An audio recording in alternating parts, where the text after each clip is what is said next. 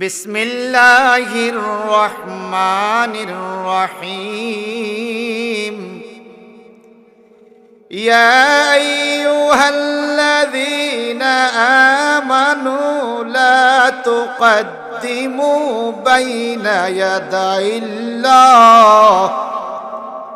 ইয়াদাইল্লাহি ওয়া রাসূলিহি ওয়াত্তাকুল্লাহ ইন্নাল্লাহা সামিউন আলীম।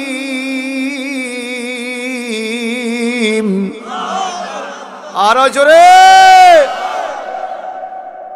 আমার আল্লাহ বলেন, ইয়া আইয়ুহাল্লাযীনা আমানু, হে ঈমানদারগণ। আমরা ঈমানদার কিনা এটা কইতে আবৃত্তি আছে? যদি কেতা আপনি কোন পার্টি করেন, বিএনপি নি, এটা কোন যেত না, আওয়ামী লীগ, ও মা এটা কোন যেত না, সমস্যা। আমরা যে ঈমানদার এটা কইতে কোনো সমস্যা আছে? এই যাদের জবান আছে কোন আমরা ঈমানদার কিনা বলেন। যদি একটা বোমা আপনার বুকে লাগে কয় ঈমানদার কইলে মাইরা দিমু, কইতেন না? তোর বোমা তোর জাগাত বুক জ্বালায় আলা, তবু আমরা ঈমানদার। এই কথা বলেন ঠিক কিনা বলেন। কারণ গোলামানে মোহাম্মদ जान देने से नहीं डरते, ये सर कट जाए ना रह जाए, कुछ परवाह नहीं करते, चित्कार दिकोर मारहाबा। আমার আল্লাহ বলেন, হে ঈমানদারগণ, লা তুকদ্দিমু বাইনা ইয়াদাইল্লাহি ওয়া রাসূলিহি, তোমরা আল্লাহ এবং আল্লাহ রাসূলের অগ্রগামী হইয়া কোনো কাজ করিও না। খুব খেয়াল করে, আল্লাহ এবং আল্লাহ রসুলের অগ্রগামী হইয়া কোনো কাজ করা যাবে নাকি যাবে? ওয়াত্তাকুল্লাহ, তোমরা আল্লাহকে ভয় করো। এখন বাজান, প্রত্যেকটা আয়াত, প্রত্যেকটা সূরা নাজিল হওয়ার পিছে কোনো না কোনো কারণ আছে। এটাকে আরবিতে বলে শানে নজুল, অবতীর্ণের কারণ। আমি যে আয়াতে কারিমা তেলাওয়াত করলাম বন্ধু, এই আয়াতে কারিমাটা হলো সূরা হুজরাতের প্রথম আয়াত। এই সূরাটা হলো সূরাতুম মাদানিয়া।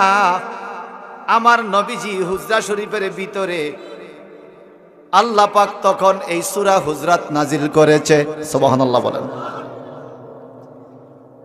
আল্লাহ কেন বলে তোমরা আল্লাহ এবং আল্লাহ রসুল অগ্রগামী হইয়া কোনো কাজ করিও না? তার কারণটা কি? মদিনা শরীফে কিছু মানুষ আমার নবীজির সাথে ঈদের নামাজ পড়লেন, কোরবানি ঈদে। আমরা যে মুসলমান বর্তমান যুগে, এটা বোঝা যায় কোন দিন জানেননি? কোরবানি ঈদের দিন। এ কথা বুঝেন না মনে হয়? কোন দিন? কোরবানি ঈদের দিন গোশত কদ্দুর খাইতে হইব। আমার মুসলমান, ও মাগো, নাইলে মুসলমান শেষ হয়ে যাব। আর হারা বছর বুঝা যায় না আমরা যে মুসলমান। কোরবানির দিন গোস্ত খাইতে হইব। এই কথা ঠিক নি কোন? গোস্ত খাই না মুসলমান।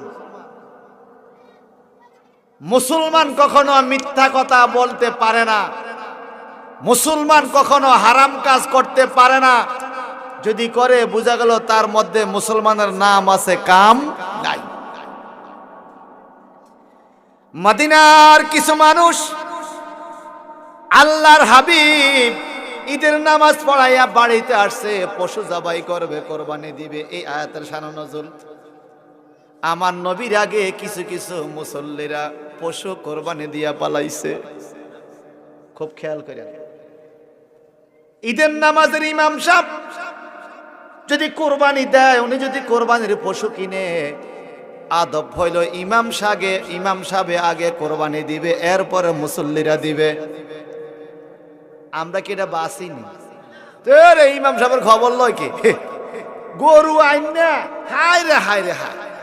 যেই লোকে গরু জবাই করবে, ওই হুজুর রে পেরেশানি, এই বাইটটা আনে, এই বাইটটা আনে, ওই বাইট, হুজুর আমারটা আগে, হুজুর আমারটা আগে, হুজুর আমারটা আগে।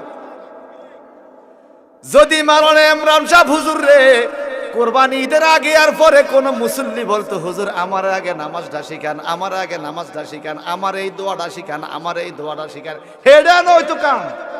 এ কথা কয় না, আমার গরু আগে, আমার গরু আগে, আমার গরু আগে। গত কোরবানি ঈদের আগের কোরবানি ঈদে এক লোকে আমার ফোন দিয়ে আঁকা, হুজুর গরু জবাই করে আইছি, ভুল হইয়া গেছে, গোস্ত খাওয়া যাবে কিনা। বললাম কি ভুল? গরুর মাথা উত্তর দিকে রাখা জবা করে নিস।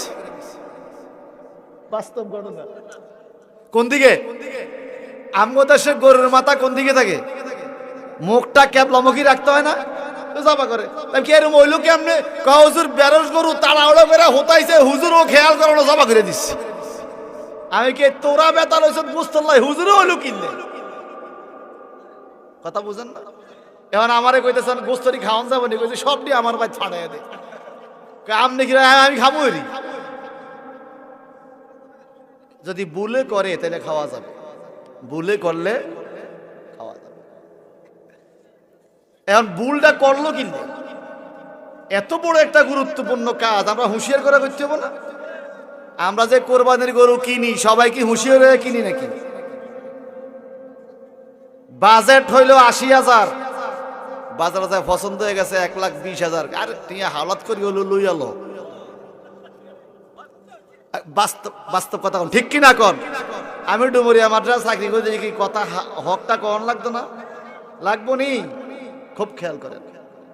যদি কোরবানি ঈদের দিন এই ঘোষণা দিত আল্লাহ যে কোরবানি ঈদের কোরবানি যারা দিবা, কোরবানি দাও না, গরুর গোস্ত খাইতে পারবে না, সব গোস্ত ইমাম সাহেব পাইবে, আমরা হুজুরে পাইব।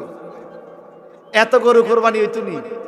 এক কথা কেন হতেও যেই লোকের কোরবানির তৌফিক আছে সেও বলতো আরে ভাই আরে নিবি নে, সে রাত দ্বারা কোরবানি সম্ভব না। যখন আল্লাহ বলছে তুমি গোস্ত খাইতে পারবা, এইবার ঋণ বিন থাকা শর্তে হালাত করে হইলো কোরবানি দেয়। এই কথা কোন ঠিক কিনা? আমরা মুসলমান, আমরা মুসলমান ভাই সব বন্ধুরা আমার। মদিনার মানুষগুলো আমার নবী কুরবানি দেওয়ার আগেই পশু জবাই করে দিয়েছে। সাহাবায়ে কেরাম আয়েশা নবীর কাছে বিচার দেয়, ইয়া রাসূলুল্লাহ, আপনি গরু কোরবানি করার আগে, পশু কোরবানি করার আগে আপনার কিছু সাহাবী কোরবানি কইরা দিছে। আবার অনেক সময় কি করে, চাঁদ এখনো উঠে নাই, রমজানের চাঁদ উঠে নাই, সাহাবীরা আগের দিন থেকে রোজা রাখা শুরু করে দিছে। আমার নবীজিকে এই ঘটনা কি? হুজুর চাঁদ উঠবো তো, তা আমরা চিন্তা করছি একটা বেশি হোক না, অসুবিধা কি? লাখ কত কথা বুঝেন না? এই দুই ঘটনার কারণে আল্লাহ পাক এই আয়াত নাযিল করেছেন, ইয়া আইয়ুহাল্লাযিনা আমানু লা তুকাদ্দিমু বাইনা ইয়াদাইল্লাহি ওয়া রাসূলিহি, হে ঈমানদারগণ, আল্লাহ এবং আল্লাহর রাসূলের অগ্রগামী হইয়া কোনো ইবাদত করা যাবে, কোনো কাজ করা যাবে না। ওয়াত্তাকুল্লাহ, আল্লাহকে ভয় করো। আল্লাহর নবী বলছে আরাফাতের ময়দানে গেলে হজের সওয়াব হয়। খুব খেয়াল করে শুনেন, উত্তর দিকে, দক্ষিণ দিকে, পশ্চিম দিকে, পূর্ব দিকে যত হুজুর আছেন ভালো করে শোনেন। আল্লাহর নবী বলছে কাবার আঙ্গিনায় একটা সেজদা দিলে 1,00,000 রাকাতের সওয়াব হয়। আল্লাহ বলছে আল্লাহ আল্লাহ রসুলের অগ্রগামী হইয়া কোনো কাজ করিও না। খালের পাড়ে টঙ্গি গেলে 49 কোটি রাকাতের সওয়াব হয়। এই ফতোয়া দিতে তোমারে কোন পাগলে বুদ্ধি দিছে? কথা বুঝেন নাই মনে হয়, বুঝেন নাই মনে হয়। যদি আমি কই ডুমুরিয়া গাছিয়া মাদ্রাসায় নামাজ পড়লে 3 কোটি রাকাতের সওয়াব হইব, আপনারা মানবেন নি? হেতে 49 কোটি কইছে, হেটা মানলেন কেমনে?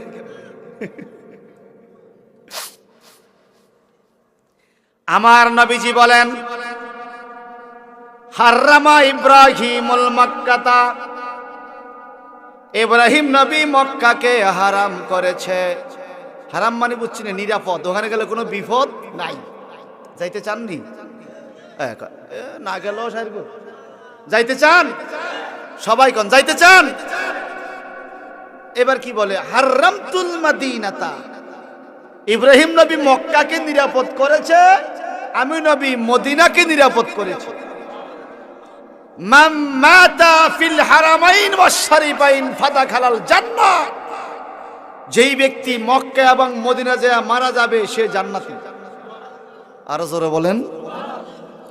আমার নবী বললেন কোন মানুষ যদি হজের দিনে আরাফাতের ময়দানে ভুল কইরা হাজির হয়, পথ হারাইয়া রাস্তা বুইলা যদি আরাফাতের ময়দানে যায়, কোন ইমানদার এটা হজ করতে যায় নাই, গেছে কেন? রাস্তা ভুল করে আরাফাতের ময়দানে হাজির হয়ে গেছে হজের দিনে, আমার আল্লাহ কয় ওই লোকটাকে পর্যন্ত আমি আল্লাহ মাফ করে দেই। সেই আরাফাতের ময়দানকে ফাল্লা দিয়ে যারা আমাদের দেশের কোন একটা জায়গাকে দ্বিতীয় হজ, বিশ্বের শ্রেষ্ঠ সমাবেশ আর 49 কোটি রাকাতের নামাজের সওয়াবের তাগিদ দেয়, আমরা দেখেছি নৌকাতে জাহাজে এদিকে সেদিকে চতুর্দিকে গুইরা নামাজ পড়ে, কেবলা কোন দিকে যে পড়ে সেও জানে না। এবং স্বয়ং বাংলাদেশ রেলওয়ের টিটি, রেলওয়ের স্টেশন মাস্টার মাইকে ঘোষণা দিতেছে, আল্লাহ সব হক মাফ করে, বন্দার হক মাফ করবে না, আপনারা কেউ টিকিট ছাড়া রেলে উঠবেন না। ওরে কে কার টিকিট কিনে, সব উঠতেছে টিকিটে, হজ তো কইরাই পালাইছে। এবার বলেন মক্কা মদিনা আর আমাদের দেশের কোন জায়গা কি এক? আমার নবী বললেন মা বাইনা বাইতি ওয়া বাইনা মিম্বারি রাউযাতুম মির রিয়াজিল জান্নাহ, আমার ঘর এবং আমার মসজিদের মিম্বরের মাঝখানের জায়গাটা হলো বেহেশতের টুকরা।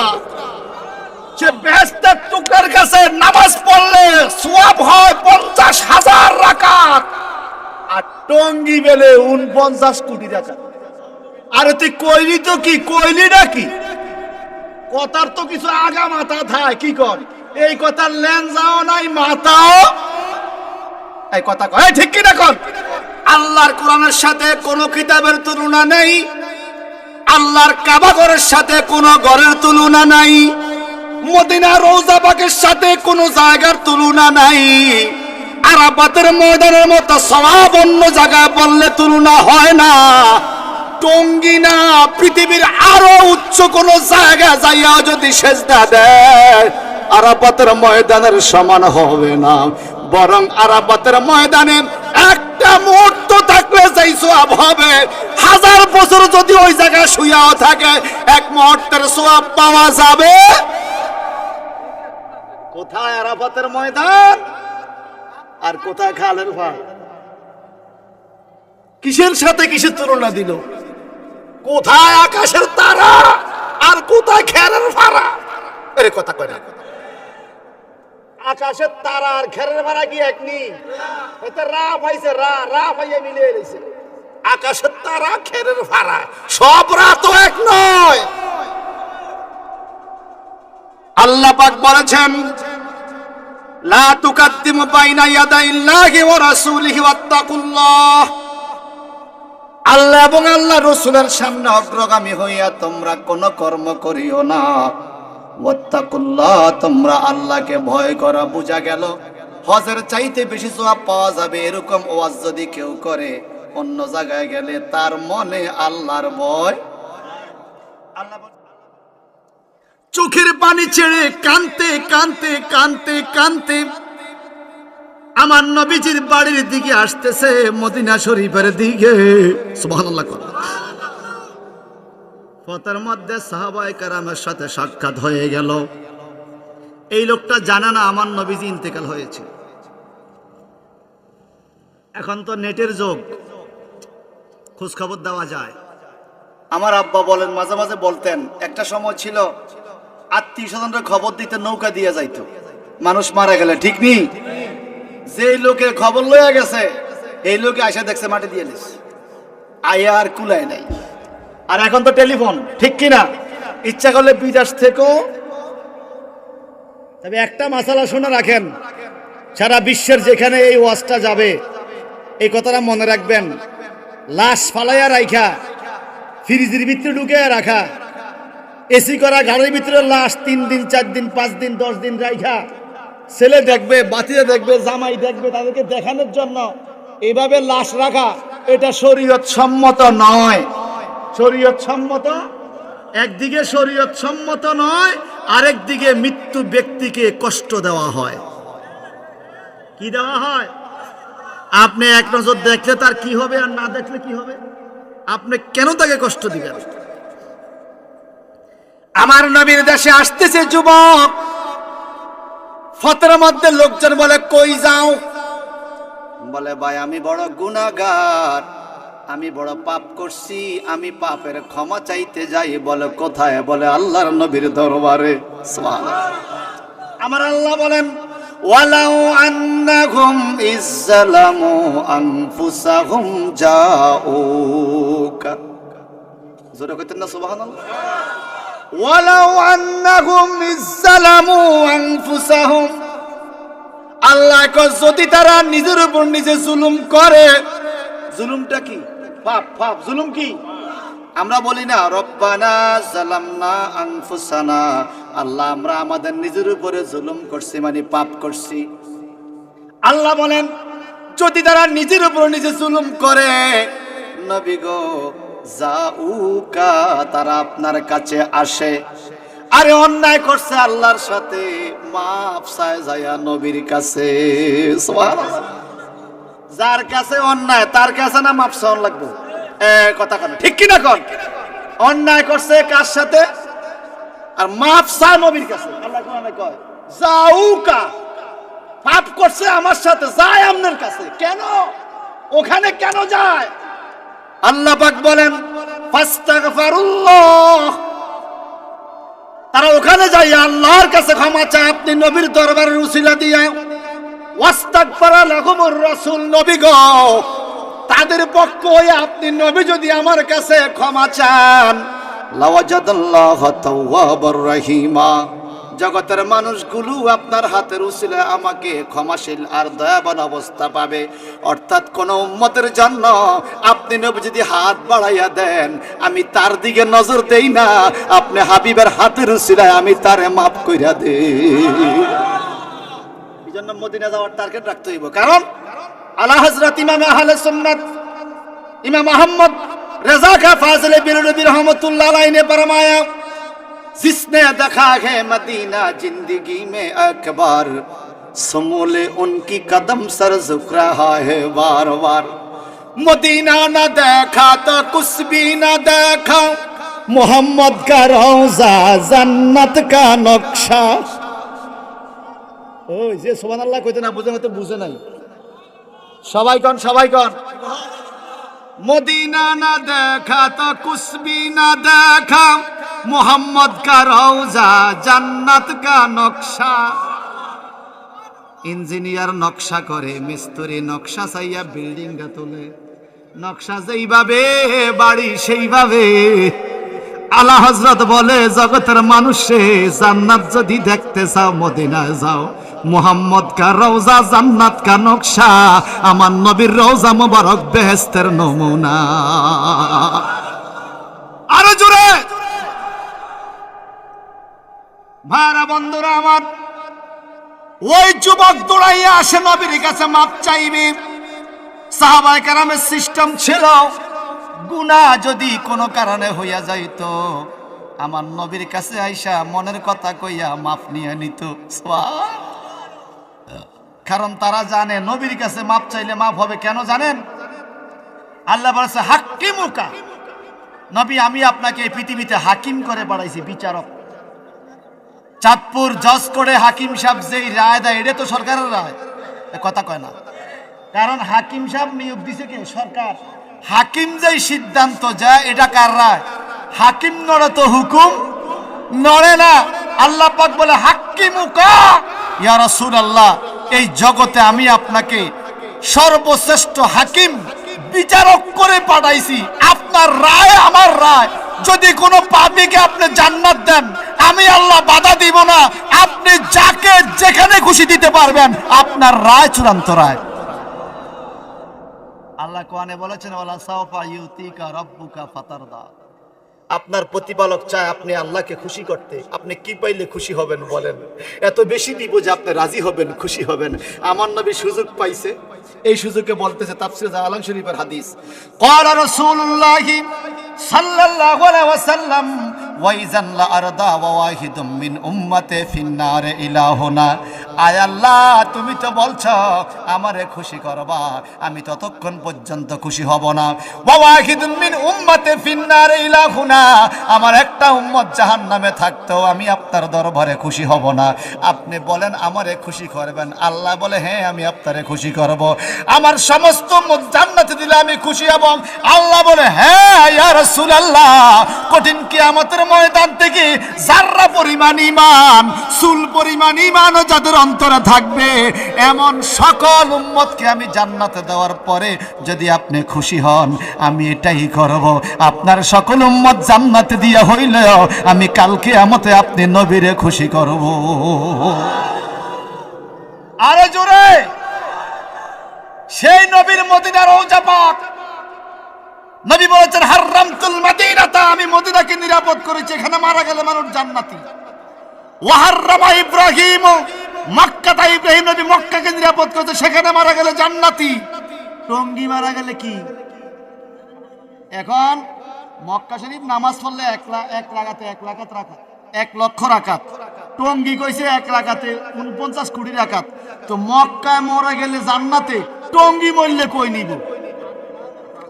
জান্নাতের তো বড় কোনো জায়গা চাইতেইব তো, এ কথা কয় না। এক রাকাতে 1 লাখ হইল মক্কা, আর টঙ্গী হইল 49 কোটি। 1 লাখ পরে আল্লাহ কয় জান্নাতে নিব, 49 কোটির তো আরো ভালো জায়গা। জান্নাতের তো ভালো জায়গা আল্লাহ কোনায় বানাইছে। এডি কত নম্বরের খবিস। এরপরে আমাদের সব মানুষ দেখবেন হায় হায় হায় হায় হায় হায়, এই গাট্টি গোট্টা ডেক দেখছি, হান্ডি পাতিল দুপটা তেনা বদনা নেদনা এগুলো লইয়া গুইরা গাইরা আইয়া মনোজন, আরে বাপরে একারে হাজি হয়েছে। কিছু আছে মক্কার হাজি, কিছু আছে টঙ্গীর হাজি। এক কথা কন ঠিক কিনা কন? আরে কেহু করে বেচা কেনা, এই কথা কন না। কেহু করে বেচা কেনা, কেহু কান্দে, রাস্তায় পড়ে দৌড়বি যদি তারে, চলো মুর্শিদের বাজারে, চলো মুর্শিদের বাজারে। আরে কেহু করে বেচা কেনা, কেহু করে বেচা কেনা, কেহু কান্দে, রাস্তায় পড়ে দৌড়বি যদি তারে, চলো যারে চলো মুর্শিদের বাজারে। আল্লাহু আকবার। এবার আসলে আমার নবীর দরবারে ইজ্জত কি দেখেন। ইয়া আইয়ুহাল্লাযীনা আমানু লা তারফাউ আসওয়াতাকুম ফাওকা সাউতিন নবী। হে ঈমানদারগণ, তোমরা আমার নবীর আওয়াজের উপরে আওয়াজ দিয়া কথা বলিও। রওজা পাকের নবীর আওয়াজের উপরে কথা বলা যাবে না। এখনো রওজা মোবারকের উপরে এই আয়াতখানা লেখা আছে স্বর্ণাক্ষরে, ফাওকা সাউতিন নবী। নবীর ওখানে আস্তে আস্তে কথা বলতে, জোরে আওয়াজ দেওয়া যায় না। আর টঙ্গী দুই ফাটি, ও কিলা কিলি মারামারি রে, দেখছেন?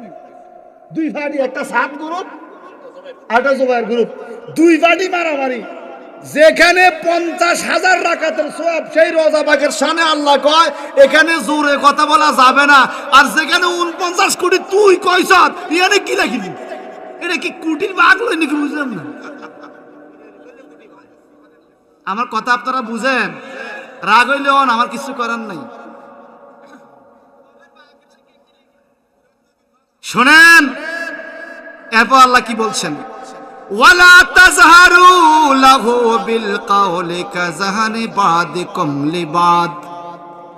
তোমরা একজন আরেকজনের সাথে যেইভাবে কথা কও, একজন আরেকজনকে যেইভাবে ডাকাডাকি করো, আমার নবীকে এইভাবে ডাক দেওয়া যাবে? হুজুর আইছেনি আর 10 মিনিট। এই এত যাইকো লা হাওলা ওয়ালা কুওয়াতা ইল্লা বিল্লাহ। এই আটটা বলি না, কষ্ট হয়নি আপনাদের? মোবারক হোসেন আলী শাহ হুজুরের আগমন, জালালি শাহ হুজুরের আগমন। হুজুর আয়া গেছে, মারহাবা বলেন। এই কথা একটু খেয়াল করেন। ওয়ালা তাজহারু লাহু বিল কাউলি কাজহারি বাদকুম লিবাদ। তোমরা একে অপরকে যেইভাবে ডাকাডাকি করো এইভাবে মানুষকে ডাকা যাবে। এই পিছনে কিছু ফাটি বিছায়া দাও, ফাটি আছে পিছনে, ফাটি আছে। মানুষ আয়োক আয়োক, আপনারা বলেন আয়োক, এই সবাই আয়োক, নারে তাকবীর, নারে রিসালাত। আইতুনি আইলে বরকত হইবে। আমার আল্লাহ বলেন একে অপরের সাথে যেইভাবে কথা বলে এইভাবে তোমরা নবীর সাথে কথা বলিও। এখন একটু খেয়াল করেন, আল্লাহ মূসাকে ডাক দিয়েছে ইয়া মূসা, ইয়া হরফে নেতা দ্বারা, ইয়া ঈসা, ইয়া ইব্রাহিম, ইয়া নূহ, ইয়া আদম, নির্দিষ্ট নাম ধরে, হে আদম, হে মূসা, হে ঈসা, হে নূহ, হে ইয়াহ, ইয়া সালেহ, হে সালেহ। নবীদেরকে ইয়া নবীর নাম ধরে ধরে ডাকছে। আর আমার নবীর শান আল্লাহ বলে অন্যদের মতো এইভাবে ডাকা যাবে না। ইয়া মুহাম্মদ, ইয়া হাম্মদ, একবারও আল্লাহ ডাকে নাই। আল্লাহ বলে ইয়া আইয়ুহান নবী, ইয়া আইয়ুহার রাসূল, ইয়া মুজাম্মিল, ইয়া মুদ্দাসসির, ইয়াসিন, তাহা। যদি জবান ক্লিয়ার থাকে, ঈমান মজবুত থাকে, চিৎকার দিয়ে বলেন আল্লাহু আকবার।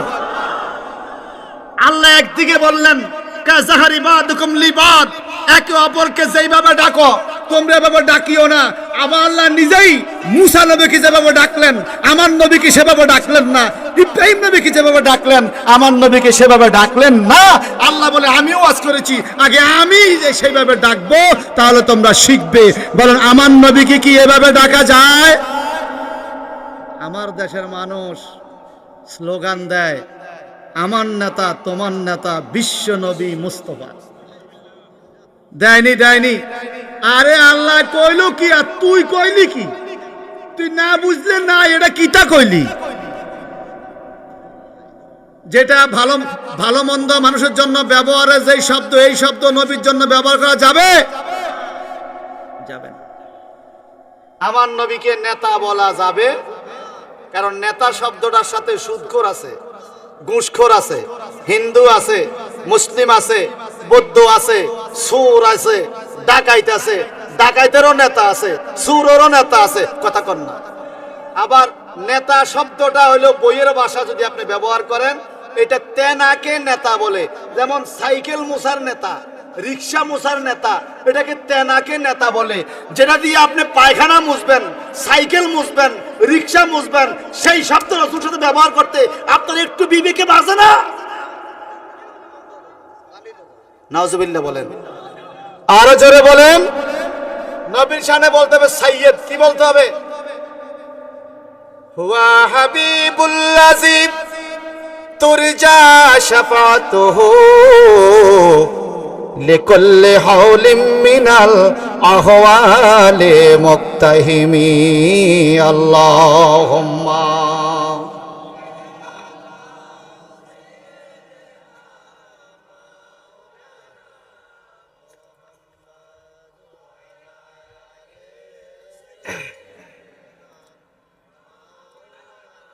আচ্ছা, যদি আমার নবীকে এভাবে কেউ ডাকে গুনাহ আসেনি?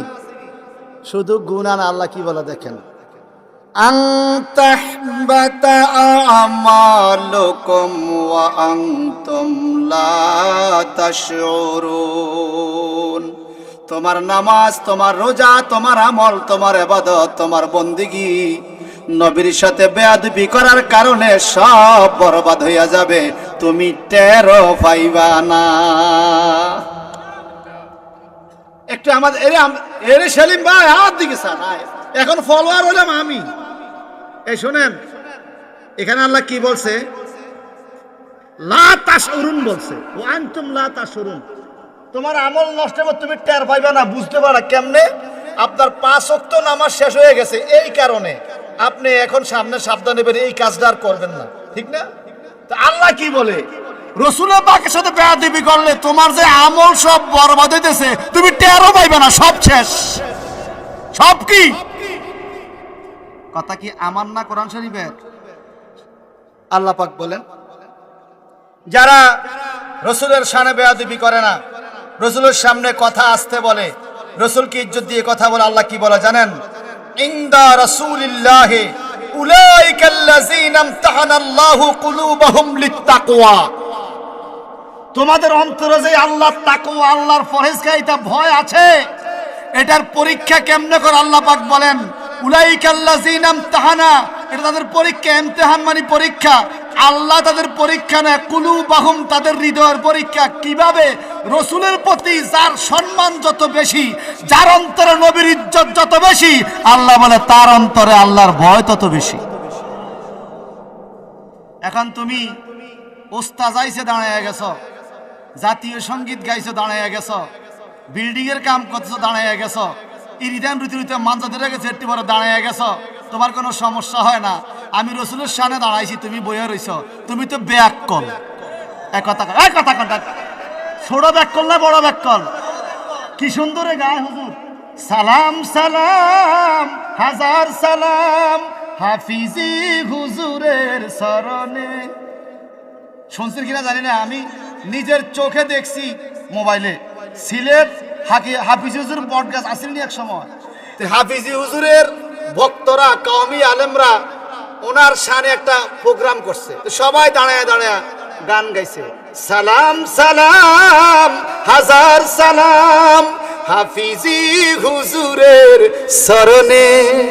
আমি কইছি ভালোই তো গাইছে, খারাপ না তো। সে তার হুজুরের মহব্বত করে দাঁড়ায় গাইছে, আমি নাজায়েজ বলিনি তো। আপনারটা ঠিক আছে আপনার মতে, আপনার হুজুর হইতো না যেই নবী না হইলে, আমি সেই নবীকে দাঁড়াই এ নবী বললে আপনার জ্বলে কেন? আপনার জ্বলার কারণ কি? আমরা প্রত্যেকদিন প্রতিষ্ঠানে গাই, আপনারা বিভিন্ন জায়গায় গান।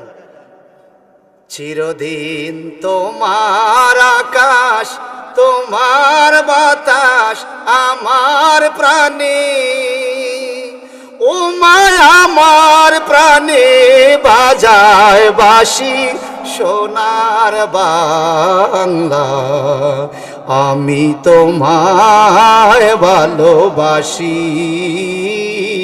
গায়নি বইসা না দাঁড়াইয়া, বইসা না দাঁড়াইয়া, শুধু দাঁড়াইয়া না, এই টাইমে হাঁটাও যাবে না, লড়ন যাইতো না, হাত এমনি সোজা হইয়া সরকারি আইন সংসদে দাঁড়াইয়া গায়নি। অফিসে, হাসপাতালে, ইউনিভার্সিটিতে, মাদ্রাসায়, ভবন উদ্বোধনে, সব জায়গায় তুমি একজন হিন্দু ভদ্রলোক রবীন্দ্রনাথ ঠাকুর জাতীয় সঙ্গীত লাগছে, সেটাকে তুমি দাঁড়িয়ে সম্মান করতে পারলা, তোমার বিবেকে বাধা দিল না। রাসূলুল্লাহকে তুমি দাঁড়িয়ে সালাম দিতে, তোমার বিবেকে এত গোবর ডাললো কে? তোমার মাথা কে ডাললো এই গোবর? আমার রসুলের জন্য তোমার ইজ্জত নাই কেন? রসুলকে ইজ্জত দাও না কেন? এজন্য আল্লাহ পাক বলেছেন উলাইকাল্লাযীনা ইমতাহানাল্লাহু কুলুবাহুম লিত্তাকওয়া। এটা হইল মুমিনের অন্তরে তাকওয়া আছে না না আছে। রসুলের দরবারে ইজ্জত যে দিতে জানে, এটা তার জন্য পরীক্ষা। তার জন্য কি বাইরে সব জায়গা গাদ্দারি চলে, রসুলের দরবার লইয়া গাদ্দারি চলে, তাহলে কি হইব? আন তাহবাতা আমালুকুম ওয়া আনতুম লা তাশউরুন। আল্লাহ পাক বলে শুধু তাই নয়, যারা রসুলের পাককে ইজ্জত দিবে, লাহুম মাগফিরাতুন ওয়া আজরুন আযীম। লাহুম মাগফিরা, তাদের জন্য আছে ক্ষমা। কি আছে বলেন না, কি আছে?